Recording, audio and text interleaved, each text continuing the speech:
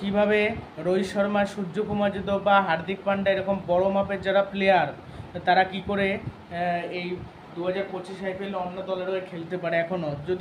এখনও মানে আইপিএলে নিলামের আগে যদি তাদের রিটার্ন করে ফেলে তারপরও কি করে তাদের নিতে পারবে সেটাই কিন্তু এই ভিডিওতে বলবো। 2025 আইপিএলে নিলাম হতে চলেছে ডিসেম্বরে কিন্তু হবে, আর আইপিএলের যত সব যে ডিসিশানগুলো সেগুলো সব আর কয়দিন পরে জানাবে, 2-3 দিন পর, যে কি হতে চলেছে, কজন প্লেয়ার ধরে রাখা যাবে সেটা ধরে নিয়ে যাচ্ছে 4-2 হবে। প্রথমে শোনা যাচ্ছিল 5-1, এখন শোনা যাচ্ছে 4-2 হবে। দুটো আরটিএম থাকবে, 4টে প্লেয়ার ধরে রাখা যাবে, 2টো দেশি প্লেয়ার 2টো বিদেশি প্লেয়ার, সেটা আর কি সূত্র মারফত সেটাই জানা যাচ্ছে। আর বাকি যারা প্লেয়ার, বিদেশি প্লেয়ার যারা খেলবে না, মানে আইপিএলে নাম দিল কিনলো, সেই সব প্লেয়ার খেলতে চাইবে না, তাদেরকে কঠিন শাস্তি দেওয়া হবে, এটা শোনা যাচ্ছে। কেন আইপিএলের ফ্র্যাঞ্চাইজিগুলো এটাই চাইছে। আর ইম্প্যাক্ট প্লেয়ারের রুলটা তাই থাকবে, ইম্প্যাক্ট প্লেয়ারের রুলটা অনেকে চাইছে না, কিন্তু ইম্প্যাক্ট প্লেয়ারের রুলটা থাকবে। ব্রডকাস্ট যারা করে টিভিতে তারা চাচ্ছে যে এই রুলটা রাখতে, যেহেতু রানটা বেশি হচ্ছে, জমজমাটপূর্ণ খেলা হচ্ছে, এই জন্য চাচ্ছে যে এই জিনিসটা রাখতে। আর মানে এরপরও ভালো এই যে দলগুলো রোহিত শর্মা, সূর্যকুমার যাদব, হার্দিক পান্ডা, এদেরকে ট্রেডের মাধ্যমে কিন্তু নিয়ে আসা যাবে। মানে আইপিএলে নিলাম কমপ্লিট হয়ে গেলে ট্রেডের জন্য একটা সপ্তাহ খুলে দেবে, যে 7 দিনের জন্য এর মধ্যে কোনো প্লেয়ারকে যদি ট্রেড করতে পারে, মানে একটা প্লেয়ারের পরিবর্তে একটা প্লেয়ারকে ট্রেড করা যাবে। 2 দলের মধ্যে কথা হবে, 2 দলের মধ্যে মেন কথা হবে, 2টো প্লেয়ার তাদের দলের সাথে কথা বলবে, যদি তারা মানে প্লেয়ার যদি ছাড়তে রাজি থাকে, এবং তারপর মানে নিজেরাও ভেবে দেখবে যে না, একে ছেড়ে দেবো, এর পরিবর্তে একে নিয়ে নিই। তাহলে যদি এরকম হয় সেক্ষেত্রে এর পরিবর্তে আসতেই পারে। এবার সূর্যকুমারকে আমরা কলকাতাতেও দেখতে পারি, অথবা রোহিতকে আমরা অন্য কোনো দলেও দেখতে পারি। এটা যে সম্ভব না তা বলছি না, হতেও পারে। আর কেএল রাহুলেরটা শোনা যাচ্ছে, কেএল রাহুল এখনও রাজি যে বলেনি যে লখনৌতেই থাকবে, এমন কিছু বলেনি। সঞ্জীব গোয়েঙ্কা বলেছে যে লখনৌতে কিন্তু থাকছে কেএল রাহুল একবার বলেনি যে আমি লখনৌতেই থাকছি, সেই জন্য লখনৌর ব্যাপারটা সম্পূর্ণ আলাদা। লখনৌটা ফাইনাল জানা যাবে যখন কেএল রাহুল জানাবে তখন। রোহিতের ব্যাপারটা জানায়নি, যখন রোহিতের ব্যাপারটাও জানায়নি, বাট রোহিতের ব্যাপারটা সত্যি বলে মনে হচ্ছে, না হলে সে কখনোই অনন্ত আম্বানির বিয়েতে যেত না। অনন্ত আম্বানির বিয়েতে গেল, মুকেশ আম্বানির ছেলের বিয়েতে, যে যদি তার প্রতি রাগ থাকতো বা ওটা যদি খারাপ লাগতো রোহিতের, তাহলে কখনোই সে যেত না। বা সে যদি মনে করতো যে আমাকে অপমান করা হয়েছে, তাহলে কখনোই সে যেত না। এবং যেহেতু সেখানে গেছিলো, সে খেলবে। এবার হয়তো সূর্য মুম্বাইয়ের অধিনায়ক হতে পারে, নতুন অধিনায়ক, হার্দিককে সরিয়ে সূর্যকে অধিনায়ক করা হতে পারে, সেটা হতে পারে। এবার সেক্ষেত্রে সরিয়ে দেওয়া হলে হার্দিকও নিজেও চাইবে যে আমি অন্য দলে অধিনায়কত্ব করতে, অন্য দল তাকে ছাড়তে, আর অন্য দল কিন্তু তাকে স্বাগত জানাচ্ছে। অন্যান্য দল গেলে কিন্তু ক্যাপ্টেন হয়ে যেতে পারে। এই যে দিল্লি দলে গেলে হার্দিক পান্ডা যদি যায়, তাকে ক্যাপ্টেন করে দিতেই পারে। আর সেখানে কিন্তু সৌরভ গাঙ্গুলি থাকছে, সৌরভ গাঙ্গুলি বোর্ড অফ ডিরেক্টরের হিসেবে থাকছে। রিকি পন্টিংকে তো বাদ দেওয়া হয়েছে, রিকি পন্টিংকে কেউ কোচ করতে রাজি না। আর রাজস্থানের কোচ হতে চলেছে তো রাহুল দ্রাবিড়। এর আগে আমরা কুমার সাঙ্গাকার আর সঞ্জু স্যামসনের জুটি দেখেছিলাম, আর এইবার আমরা দেখতে পাবো রাহুল দ্রাবিড় আর সঞ্জু স্যামসন জুটি। এই হলো ব্যাপার। তা দেখা যাক কি হয় শেষ পর্যন্ত।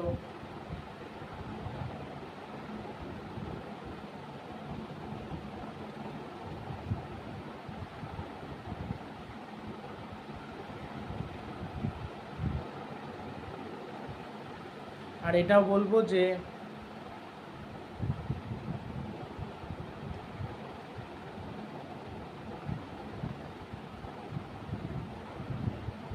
এই যে বিরাট কোহলি যে 2025 আইপিএলে অনেকে প্রশ্ন করতে পারে যে ক্যাপ্টেন হতে পারে নাকি। যদি ভালো কাউকে ক্যাপ্টেন হিসেবে না পায়, তাহলে কিন্তু ক্যাপ্টেন হতেই পারে। ক্যাপ্টেন যে হবে না এটা বলা যাচ্ছে না, হতেই পারে। যদি ক্যাপ্টেন হয় সেক্ষেত্রে ভালো হবে, এবার ক্যাপ্টেন যদি না হয় সেক্ষেত্রে আলাদা বিষয়। ক্যাপ্টেন হওয়ার চান্স বেশি, কিন্তু ক্যাপ্টেন ভালোই হওয়ার চান্স রয়েছে। তো দেখা যাক এখন ক্যাপ্টেন হয় নাকি অন্য কিছু হয় না কি হয়, এটা দেখতে হবে। ক্যাপ্টেন হলে তো সেটা ভালো বিষয়, আর ক্যাপ্টেন না হলে সেটা মানে আরসিবির অনেক সমর্থকদের জন্য ভালো বিষয় সেটা। আর যদি বিরাট কোহলি ক্যাপ্টেন না হয়, তাহলে অন্য কেউ অধিনায়ক হবে। এবার অন্য কেউ একমাত্র অধিনায়ক হওয়ার যোগ্য কেএল রাহুল, আর কেউ তো ভালো নেইও যাকে ক্যাপ্টেন বানানো যাবে। রাজত পাতিদার, তাকে ক্যাপ্টেন্সি করানোর মতো কিছু নেই, বা অন্যান্য প্লেয়ারকে। আর একমাত্র বিদেশি একজনকে কাউকে দেওয়া যেতে পারে, ফাফকে সরিয়ে অন্য কোনো বিদেশিকে ক্যাপ্টেন, কিন্তু আবার ফাফকেও খেলাতে হবে, সেক্ষেত্রে মুশকিল। এবার এমন একজনকে প্লেয়ারকে যদি ক্যাপ্টেন করে যে বোলার, সেটাও সম্ভব, মানে টিম সাউথি বা এরকম টাইপের কোনো প্লেয়ারকে যদি ক্যাপ্টেন করে, তবে তার থেকে বিরাট কোহলি ক্যাপ্টেন করা ভালো। আর বিরাট কোহলি এখনও তো 2-3 বছর খেলবে, খেলার পর তারপরে তো অবসর নেবে, 27 সাল অবধি খেলবে। এখন তার বয়স কত? 35 বছর বয়স। এখনও কমসে কম 3-4 বছর খেলবে, 3 বছর তো খেলবে বিরাট কোহলি। আর রোহিত ওরকম 2 বছর 2.5 বছর খেলা উচিত রোহিতের। আরও 27 ওয়ার্ল্ড কাপটা খেলতে পারে নাকি ওটা সন্দেহ আছে। ওইটা তাও টেনে টুনে যদি খেলে তারপর অবসর নেয় তাহলে আমি বলবো অবাক হবো না, হতেই পারে রোহিত সেটা করতে পারে। রোহিত বলেছে আমি ভারতের হয়ে আরও 2-3টে বিশ্বকাপ খেলতে চাই। সাকিবও এমন কথা বলেছিল কিন্তু বাংলাদেশের হয়ে। আর জাসপ্রীত বুমরাকে আরটিএম দিয়ে নিতে পারে। তিলক বর্মা, নিহাল ওয়াদ্দেরা এদের সবাইকে একসাথে ধরে রাখতে পারবে না। এইসব একই ধরনের, তিলক বর্মা, নিহাল ওয়াদ্দেরা একই ধরনের। নিহাল ওয়াদ্দেরা, সাই সুদর্শন এক ধরনের প্লেয়ার। তিলক বর্মা টি-20তে পারফেক্ট, টি-20তে একটু মেরে ব্যাটিং করতে পছন্দ করে, সে তার ব্যাটিংটা একটু আলাদা, কিন্তু ওই প্লেয়ারের ব্যাটিং আলাদা। এক একটা প্লেয়ারের ব্যাটিং এক এক রকম, তো এটাই হলো মূল ব্যাপার। একটা প্লেয়ার একটু মেরে ব্যাটিং করে, একটা ধরে ব্যাটিং করে, একটা একটু ধরেও ব্যাটিং করতে পারে, আবার মেরেও ব্যাটিং করতে পারে। যেমন যশস্বী জয়সওয়াল মেরে খেলে, শুভমান গিল অতিরিক্ত ধরে খেলে। যশস্বী জয়সওয়াল অতিরিক্ত মেরে খেলে, মানে দুজনের আলাদা আলাদা ওপেনিং জুটি, মানে পরিস্থিতি অনুযায়ী এখনো পর্যন্ত খেলেনি। গিল তাও খেলে, যশস্বী জয়সওয়াল পরিস্থিতি অনুযায়ী খেলার মতো এখনও প্লেয়ার তৈরি হয়নি। তাকে এখন তৈরি হতে হবে, নিজেকে তৈরি করতে হবে যে সব মানে পরিস্থিতি অনুযায়ী খেলতে হবে। যখন মেরে খেলার দরকার তখন মেরে খেলতে হবে, যখন ধরে খেলার দরকার তখন ধরে খেলতে হবে। রমনদীপ সিং এরা কিন্তু ঘরোয়া ক্রিকেটে বেশ ভালো মেরে ব্যাটিং করছে। রিঙ্কু সিং ভালো ফর্মে রয়েছে ঘরোয়া ক্রিকেটে, আবার অলরাউন্ডার হিসেবে রিঙ্কু সিং খেলছে। নীতিশ সেনাও ব্যাট হাতে ভালো মোটামুটি খেলছে, বল হাতে জ্বলে উঠছে। ওইদিকে ফর্মে নেই শ্রেয়াস আয়ার, শ্রেয়াস আয়ার মাঝখান থেকে অফ ফর্মে রয়েছে। তারপরে যে আশুতোষ শর্মা, শশাঙ্ক সিং, এইসব প্লেয়ারকে অনেকে নিতে চাইবে। আর পাঞ্জাব কাকে রিটেন করে এটা একটা বলা মুশকিল, পাঞ্জাবেরটাই বলা মুশকিল। হায়দ্রাবাদেরটা বলা যায়, মুম্বাইয়েরটা বলা যায়, কেকেআরটা বলা যায়, সিএসকেরটা বলা যায়, আরসিবিরটা মোটামুটি ধরে নেওয়া যায়, কিন্তু ওইটারটা বোঝা মুশকিল যে কী করবে পাঞ্জাব। পাঞ্জাব সঞ্জু স্যাম কারানকে হয়তো রাখতে পারে, স্যাম কারানের সাথে আর কোনো ভালো আর্শদীপ সিং, এই দুজনকেই রাখতে পারে। আর কোনো প্লেয়ারকে সেরকম রাখার মতো প্লেয়ার নেই, আর সবাইকে ছেড়ে দিতে হবে। অ্যাডিন ম্যাকরাম রয়েছে হায়দ্রাবাদে, ছেড়ে দেবে। অ্যাডিন ম্যাকরামকে পুনরায় আবার কিনে নিতে পারে হায়দ্রাবাদ। অ্যাডিন ম্যাকরাম মোটামুটি প্লেয়ার, অত ভালো টাইপের প্লেয়ার নয়, সেরকম লেভেলের প্লেয়ার নয়। স্বামীকে যেমন রিটেন করতে চেয়েছিল মোহাম্মদ স্বামীকে, কেএল রাহুলকে পাঞ্জাব, কিন্তু ওরা রিটেন হতে চায়নি, ওরা ছেড়ে দিতে চেয়েছিল। এরকম মানে ওদের যাদের চায় তারা আবার প্লেয়াররা চায় না, মানে প্লেয়াররা সত্যি কথা পাঞ্জাবে খেলতেই চায় না, মানে ভালোই লাগে না পাঞ্জাবে খেলে, ওই জন্যই খেলতে চায় না। এটাই হলো মূল ব্যাপার।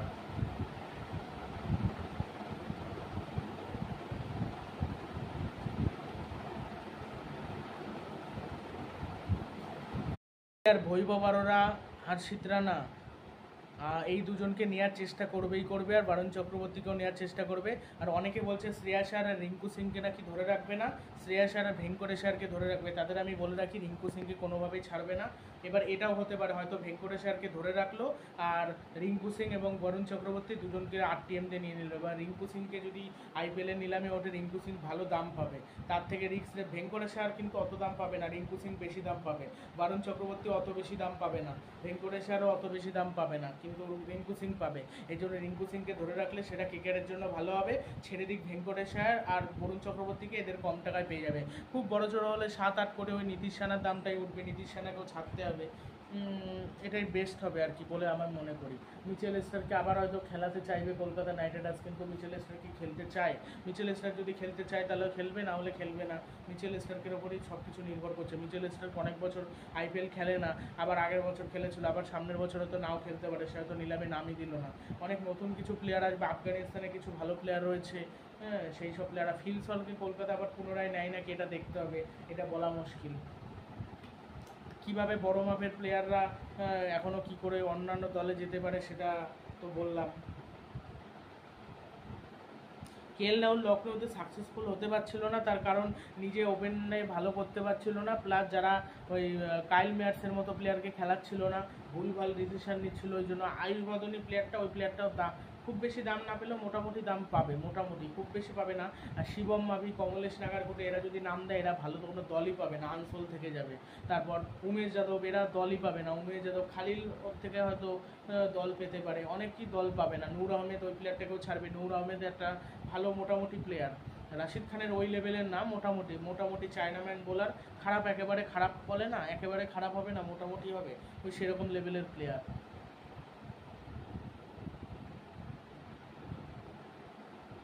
দেখা যাক, মোটামুটি প্লেয়ারদের একটু কমই নিতে চায়, আর সেরা প্লেয়ারদের কিন্তু আগে নিয়ে নেয়।